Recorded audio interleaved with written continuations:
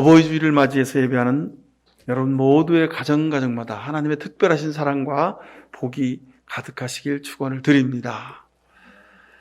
자, 제가 2번 말씀드린 것 같은데 인생에 없는 것이 3가지가 있다 그랬습니다.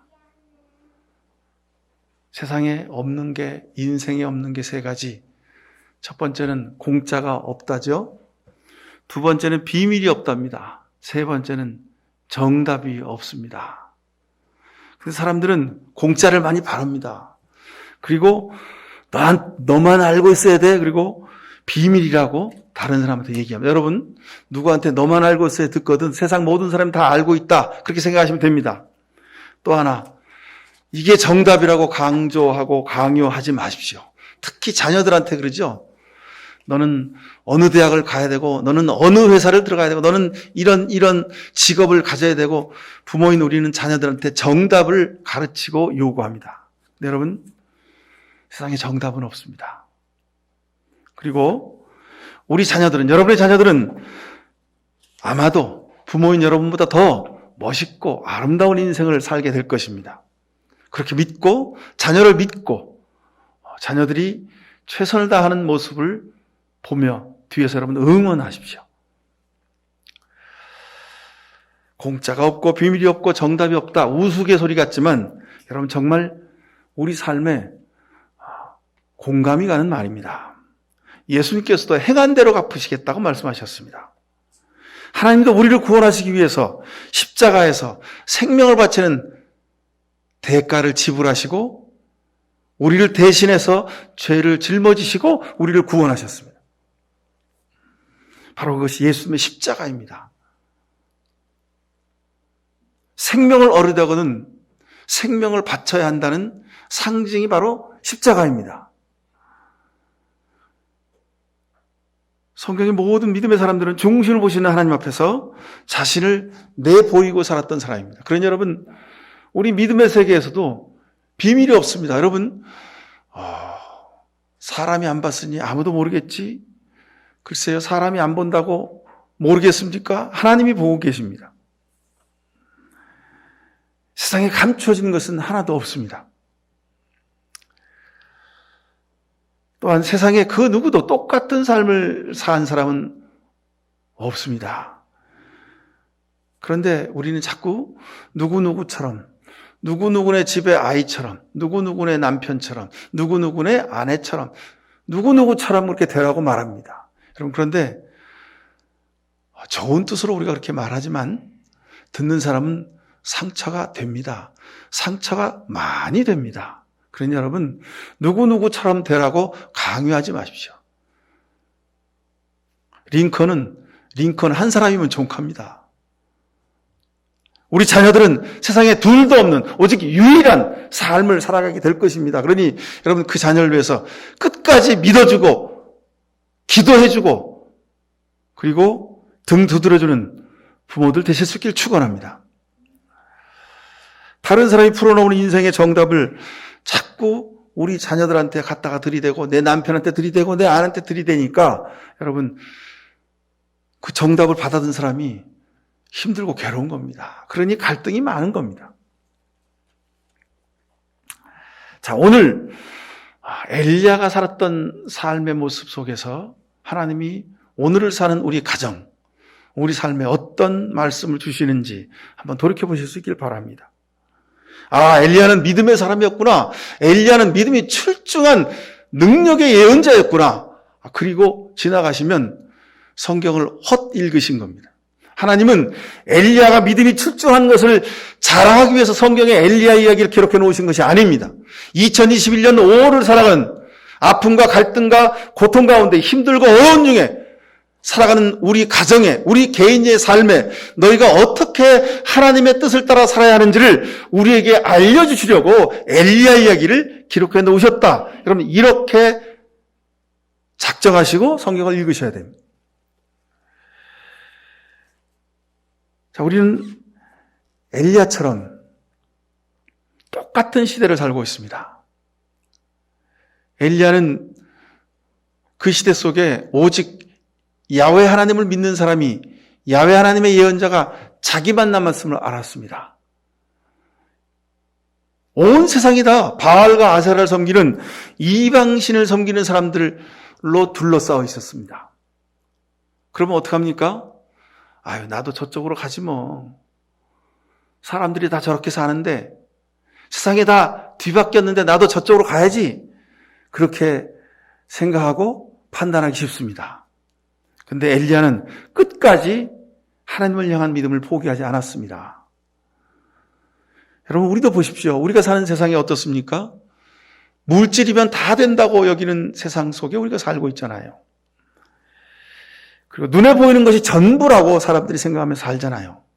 쉽고 편하고 내가 좋은 것을 하는 것이, 그것이 인생의 행복이고 그것이 삶의 꿈을 이룬 길이라고 사람들이 말하잖아요. 이것이 오늘 우리가 사는 이 시대의 바알과 아세라라는 겁니다. 오늘 이 시대가 이방신이 가득한 시대라는 것을 우리에게 말하고 있습니다. 제가 말씀드렸죠. 어느 교회 여집사님, 권사님이 예배 마치고 차를 탔는데 국민대 건너편에 있는 무당집에 전보러 가더라고요. 상징입니다, 여러분. 누가 바라고 원하든지 사람들이 바라고 원하는 것의 마지막 종착점이 있습니다. 그것은 눈에 보이는 것, 세상의 것, 그것을 위하여 삽니다. 예수 믿고 믿음으로 살아가는 것도 그것을 위한 한 방편에 지나지 않습니다. 현실을 보고 타협하고 현실에 적응해서 사는 것이 유능한 사람입니다. 세상에서 인정받고 사람들 앞에서 어깨에 힘주며 살게끔 되어야 그 사람 인생이 성공한 인생이라고 그렇게 말합니다. 다들 쉽게 그렇게 말합니다. 잠깐 사는 인생인데 인생 뭐 있어 하면서 그렇게 자기가 원하는 대로 사는 것이 좋은 삶이라고 말합니다. 즐기며 살라고 말합니다. 편리하게 사는 것, 쉬운 것이 삶의 기쁨이라고 말합니다. 여러분, 편리하고 쉬운 것이 기쁨을 가져다 주기도 할 것입니다. 그러나 그 기쁨은 다음날 아침에 고통과 아픔으로 깨어나게 될 것입니다. 오늘 성경은 엘리야를 통해서 바로 이런 우리가 살아가는 삶의 모든 환경과 모습들이 이것이 바알이고 아세라이고 이것이 우상숭배라고 말씀하고 있는 것입니다.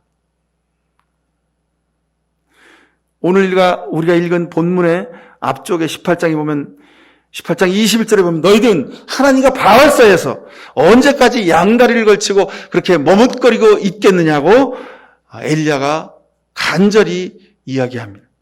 주님이 하나님이면 하나님을 선택하고 바알이 참신이면 바알을 선택하라고 그렇게 요구합니다. 가만히 보면 여러분, 코로나19는 코로나 바이러스가 가져다 준 것이기도 하지만 결론적으로 보면 결국 이런 우리가 지금까지 살아온 흥청망청하는 이 세상의 풍조가 눈에 보이는 것만에 집착한 우리 삶의 태도가 코로나19를 가져왔다고 해도 과언이 아닙니다. 지금 우리가 깨우치지 않으면 지금보다 더한 어려움과 고통이 세상을 휘감게 될 것이라고 많은 경제학자들이, 많은 사람들이, 많은 전문가들이 예언하고 있지 않습니까?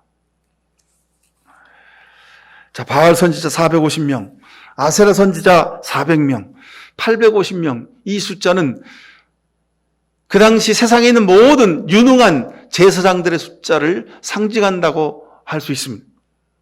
당시에 권세와 부를 누리고 이른바 잘 나간다고 하는 많은 석학들과 제사장들과 예언자들의 그룹, 이 사람들이 850명이었다는 겁니다.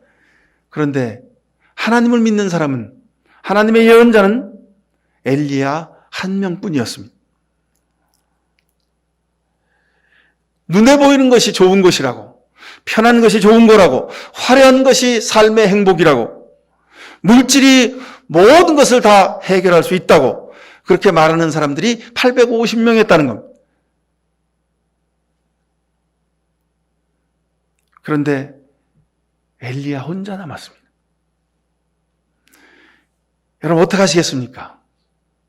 여러분 혼자 남았으면 여러분 어떻게 하시겠습니까? 우리는 그렇게 말하잖아요. 다수결의 세상이니까 다수가 옳다고 말하면 거기에 따라야 된다고 말합니다. 근데 성경은 세상 전부가 다 옳다고 말해도 하나님이 노 하면은 아니라는 겁니다. 850명이 전부가 바알이 아세라가 참신이라고 말할지라도 오직 야훼 하나님이 참신임을 고백하는 엘리야 한 사람이 서 있어야 한다고 말씀하는 겁니다. 여러분이 그 사람들 되어야 한다는 겁니다. 오직 엘리야 하나만 남아서 하나님을 바라보던 그 시대, 고군분투하는 그 시대가 바로 우리가 살고 있는 이 시대입니다. 여러분, 세상에 교회 다닌다고 다 그리스도인이 아닙니다. 건물에 십자가가 달렸다고 다 교회가 아닙니다. 하나님의 이름을 부르며 기도한다고 그 사람이 구원받은 사람이 아닙니다. 바알과 아세라를 섬기는 교회 그리스도인들이 세상에 넘쳐납니다. 하나님을 이용해서, 교회를 이용해서, 교회를 팔아서 세상의 물질을 사고 세상의 권세를 얻으려는 사람들이 교회 안에 가득합니다. 그런 교회들이 많고 그런 목회자들이 세상에 널려 있습니다.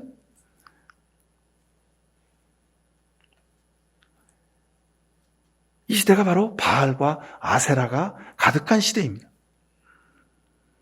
그러게 여러분, 믿음은 외로운 영적 싸움임을 성경은 보여줍니다.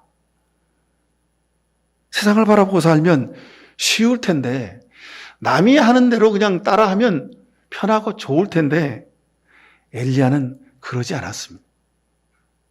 눈 질끈 감고, 아이고 850명이나 저렇게 다 바알과 아세라가 참신이라고 말하는데, 아이고 나도 그냥 거기 잠깐 서 있어야지. 그래도 다른 사람 누구도 아무 말 하지 않는 시대가 바로 이 시대입니다. 외롭지 않고 힘들지 않고 고민할 필요도 없고 남들이 하는 대로 그냥 그렇게 따라 살면 되는 거였습니다. 그런데 하나님은 엘리야를 통해 아니다, 그러면 안 된다. 오직 여호와 하나님, 참 하나님을 너 혼자만이라도 섬겨라라고 말씀하고 있는 겁니다. 여러분, 누가 옆에서 귀에 솔깃한 소리, 누가 이 길이 참 좋은 길이라고, 그렇게 편한 길이라고 그렇게 말하거든, 여러분 다시 기도하십시오. 우리 인생의 행복은, 우리 인생의 목적은, 우리 믿음에 가는 길은 거기에 있지 않습니다. 예수님이 말씀하셨어요. 좁은 길을 가라고. 남들이 찾지 않는 좁은 길을 가라고 말씀하셨습니다. 비록 우리는 육신을 가지고 세상에 삽니다. 먹고 입고 마시고 살아야 합니다. 물질도 있어야 합니다. 세상에 정보와 지식도 있어야 하고 세상의 일들도 우리가 배워야 합니다. 경력도 있어야 되고 이른바 노하우도 많아야 합니다. 하지만 비록 세상 속에 살더라도 우리는 세상에 적이 있는 사람이 아니라 우리의 본적은 하늘나라입니다. 하나님의 방식으로, 믿음의 방식으로, 영적인 방식으로 살아야 합니다. 세상은 비록 눈에 보이는 것이 전부라고 말하지만 우리는 눈에 보이지 않는 하나님을 믿는 존재라는 것을 잊지 말고 살아가십시오.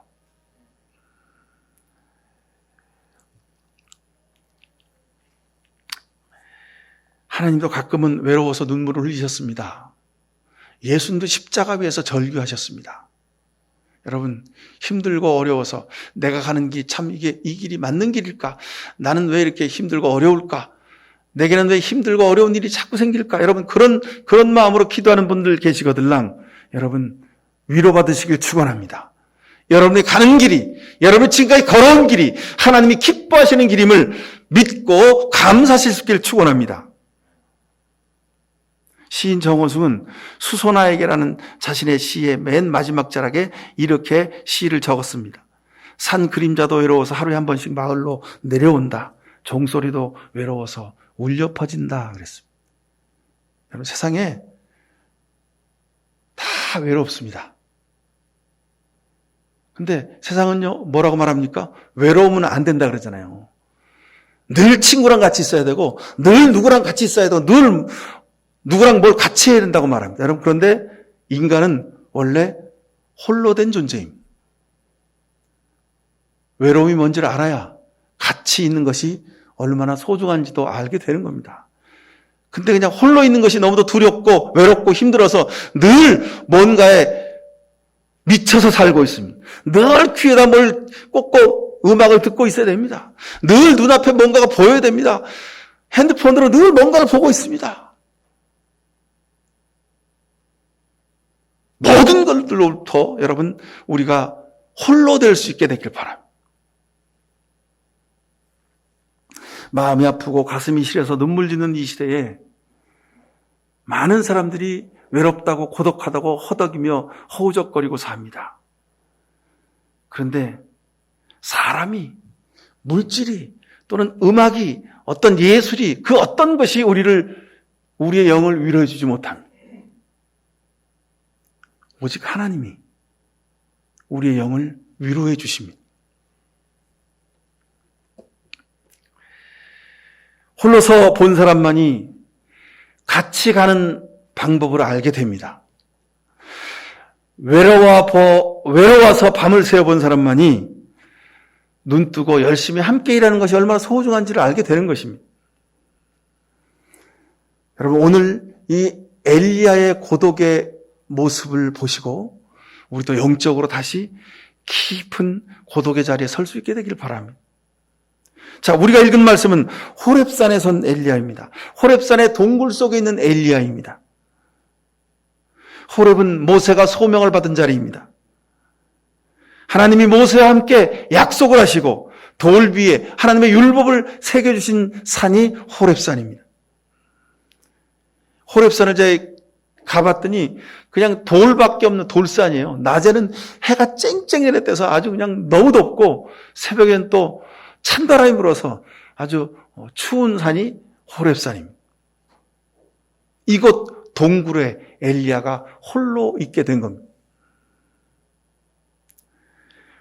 우리가 오늘 본문 앞에 18장에서 엘리야가 850대 1의 영적인 전투에서 이겼다는 소식을 알고 있습니다. 그러면 된 거 아닙니까? 그죠?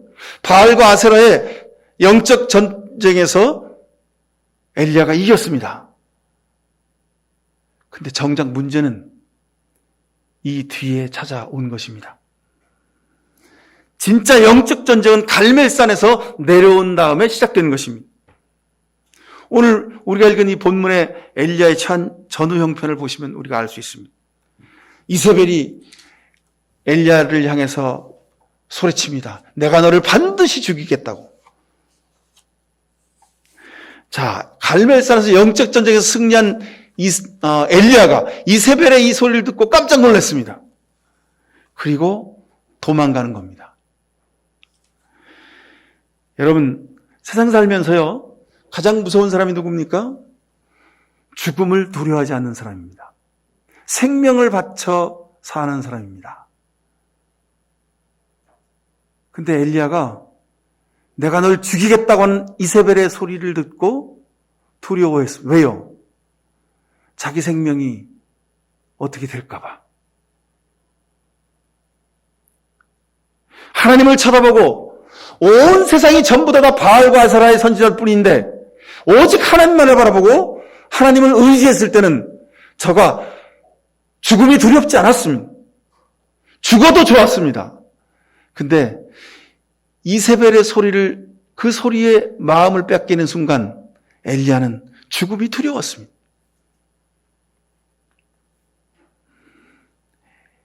엘리야가 흔들리게 된 이유가 여기 있습니다.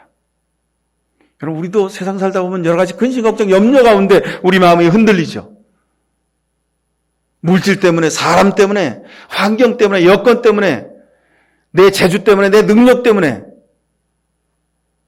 이런 것들로 우리 마음이 빼앗깁니다. 그러면 우리는 두려움에 빠지게 되고, 그러면 우리는 환경을 의식하게 되고, 그러면 우리는 주저앉게 되는 겁니다. 엘리야도 마찬가지였습니다. 850대 1의 영적 전쟁에서 승리했지만 조금도 두려워하지 않는 아합과 이세벨을 보고 엘리야는 두려웠습니다. 사람을 보기 시작하니까 두려워진 겁니다. 환경을 보고 나니까 두려워지게 된 겁니다. 갈멜산에서 영적 전쟁에서 승리하고 난 이후에 엘리야는 주저앉는 신세가 되어버렸습니다. 자, 엘리야는 그 위대한 영적 전쟁을 수행하고 나서도 자기 자신을 잃어버리는 비참한 존재로 떨어져서 도망자 신세가 되고 말았습니다. 우리는 엘리야의 이 모습을 보면서 우리 자신의 모습을 볼 수 있어야 합니다. 세상 살다가, 믿음으로 살다가 사람 의지하고 세상을 바라보면 반드시 넘어지게 되어 있다는 겁니다. 엘리야가 하나님만을 바라볼 때는 권력도 바알의 아세라의 선지자 850명도 두렵지 않았습니다. 그러나 아합과 이세벨 세상 사람을 보고 실망한 자신을 쳐다보게 될 때 엘리야는 도망자로 전락하게 되는 것이었습니다.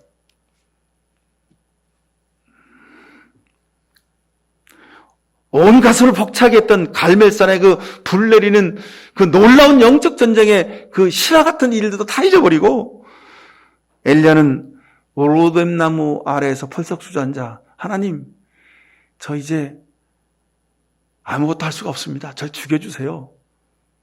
하나님한테 신세 한탄을 하게 되는 겁니다. 하나님, 내 목숨을 거두가 주세요. 이제 저 아무것도 할 수가 없습니다. 그러나 4절에 보면 하나님이 엘리야에게 이렇게 말씀하십니다. 일어나라, 먹고 힘을 내라. 아직 갈 길이 남아있다고 말씀하십니다. 그리고 하나님이 엘리야를 먹여주시고 그리고 물을 마시게 하십니다. 엘리야의 관점으로 보면 로뎀나무 아래 자리는 절망과 자포자기의 자리였습니다. 이제 모든 것이 다 끝난 자리였습니다. 그러나 하나님은 그 자리를 소명의 자리로 다시 바꾸어 주시는 것을 봅니다. 여러분, 학교 다닐 때 콤파스에다가 한쪽에는 연필을 꽂고 한쪽 끝은 뾰족한 침이 있죠. 그래가지고 뾰족한 침을 딱 찔러가지고 빙그르르 돌리면 원이 그려지죠. 뾰족한 침이 어디에 있느냐에 따라서 원은 전혀 다른 장소에 그려집니다. 이 콤파스가 바로 우리 믿음의 자리이기도 합니다. 지금 엘리야가 콤파스에서 그림을 그린 이 원의 자리는 자기 실패, 자포자기, 절망의 그런 콤파스의 원을 그리고 있습니다. 그러나 하나님은 그 자리를 소망의 자리로, 위로의 자리로 바꾸어 주고 계십니다. 여러분, 우리 삶의 기준점이 어디 있습니까? 사람에게 있습니까? 세상에게 있습니까? 여러분 경력에 있습니까? 여러분이 가지고 있는 물질에 있습니까? 그러면 그것은 잘못된 자리입니다. 하나님은 엘리야가 겪고 있는 이 모습을 통해서 우리의 모습을 보게 하시는 뜻이 있습니다. 우리는 지금 어떤 자리에 앉아 있습니까? 하나님의 관점으로, 십자가를 관점으로 여러분 삶의 원을 다시 그릴 수 있기를 바랍니다. 엘리야가 절망하고 좌절했던 주저앉은 자리가 로뎀나무 아래였지만 하나님은 그 로뎀나무에서 다시 일어나 길을 가게 하셨습니다. 그리고 오늘 본문 우리가 보고 있는 호렙산 동굴에까지 이르게 하십니다. 9절에 보니까 무작정 달려서 엘리야는 호렙산에 이르렀다 그랬습니다. 하나님이 보내주신 동굴입니다. 자, 호렙산의 동굴에 들어간 엘리야는 그곳에서 밤을 지새웠다 그랬습니다. 그리고 거기서 하나님의 음성을 듣게 됩니다. 자, 이것은 그냥 호렙이라고 하는 산에 있는, 바위산에 있는 동굴, 그런 의미이기도 하지만 우리 인생의 동굴을 의미하기도 합니다. 사람은 늘 고독의 자리가 있다는 겁니다. 아픔의 자리, 외로움의 자리, 역경과 환난의 자리가 있다는 것입니다. 세상에서 사는 우리는 엘리야처럼 이런 동굴에 들어가야 합니다. 지금까지 살아가면서 우리가 얼마나 힘들고 외롭고 아팠습니까? 누구에게도 말 못하고 홀로 가슴앓이를 한 적도 많이 있었지요. 물질이 없어서, 남보다 가진 것이 없어서, 남보다 주위에 능력 있는 사람들이 없어서, 준비된 것이 없어서, 그래서 우리는 힘들고 어려울 때가 많았습니다. 그러나 여러분, 실망하지 마십시오. 아직은 포기할 때가 아닙니다. 주님이 여러분에게 새 힘을 주십니다. 엘리야처럼 고독의 동굴 안에서, 실패의 동굴 안에서 하나님을 만나실 수 있길 바랍니다. 하나님의 음성을 들을 수 있기 바랍니다. 엘리야가 들어간 이 호렙산의 동굴은 은혜의 동굴이고 다시 태어남의 동굴이고 이 동굴은 기도의 동굴입니다. 하나님이 그런 엘리야에게 물으십니다. 엘리야야, 지금 무엇을 하고 있느냐? 하나님은 아셨습니다. 엘리야의 마음을 아셨고 엘리야의 형편을 아셨고 엘리야의 환경을 아셨습니다. 저가 자포자기하고 있고 절망하고 있음을 아셨습니다. 그 하나님 앞에 무릎을 꿇으십시오. 우리가 읽지 않았지만 10절에 보면 엘리야가 하나님에게 이렇게 말씀합니다. 이렇게 대답을 합니다. 하나님, 이제 나 혼자 남았습니다. 하나님, 아무것도 할 수가 없습니다. 하나님, 외롭습니다. 하나님, 힘듭니다. 하나님, 아무것도 할 수가 없습니다. 하나님, 나 혼자뿐인걸요. 하나님, 이제 어떻게 하면 좋겠습니까? 하나님의 도우심을 구하실 수 있길 축원합니다. 우리 주님도 십자가에서 홀로 외로움을 견뎌내셨습니다. 여러분, 우리가 지금 5월 가정의 달을 지나고 있는데, 오늘 어버이 주일을 지나고 있는데, 여러분 참된 부모가 되기를 원하십니까? 남편과 아내 사이에 자식들이 보기에 아름답고 멋있는 관계로 살아오고 싶으십니까? 그러시면 엘리야처럼 이 은혜의 동굴을 우리가 지나야 합니다. 홀로 서실 수 있어야 합니다. 남편으로 홀로 서십시오. 아내로 홀로 서십시오. 부모로 홀로 서십시오. 자녀로 홀로 서야 합니다. 한때는 그렇죠. 너무 사랑하고 너무 사랑해서 둘이 모든 것을 다 결정하고 모든 일을 같이 하려고 합니다. 여러분, 근데 그것은 잠시고 환상입니다. 고독한 사람으로, 고독한 존재로 홀로 설 수 있어야 됩니다. 그래야 하나님의 사람으로, 행복한 사람으로, 믿음의 사람으로, 영적인 사람으로 자신의 인생을 살아갈 수 있습니다. 여러분, 농사 져 보셨죠? 농사 져 보신 분들은 아십니다. 여러분, 고추 모종을 심으시면, 아유, 내가 올해 좀 고추를 좀 많이 따야지, 수확을 많이 해야지. 그래서 여러분, 고추 모종을 막 10cm 간격으로 막 타닥타닥 막 이렇게 심었습니다. 여러분, 나중에 어떻게 될까요? 오히려 고추 수확을 할 수가 없게 됩니다. 고추는 가지가 옆으로 쫙 뻗어서 햇빛을 잘 받아야 열매가, 고추가 주렁주렁 열리게 되는 겁니다. 아무리 사랑하는 부부 사이라도 여러분 좀 거리가 있어야 됩니다. 홀로 설 수 있어야 됩니다.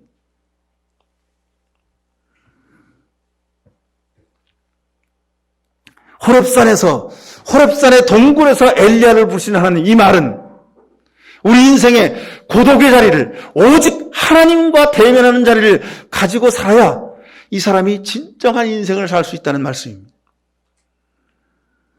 여러분, 홀로 하나님 앞에 서실 수 있어야 합니다. 남편인 나도, 아내인 나도, 자식인 나도, 부모인 나도 홀로 하나님 앞에 엘리야처럼 설 수 있게 되길 축원합니다.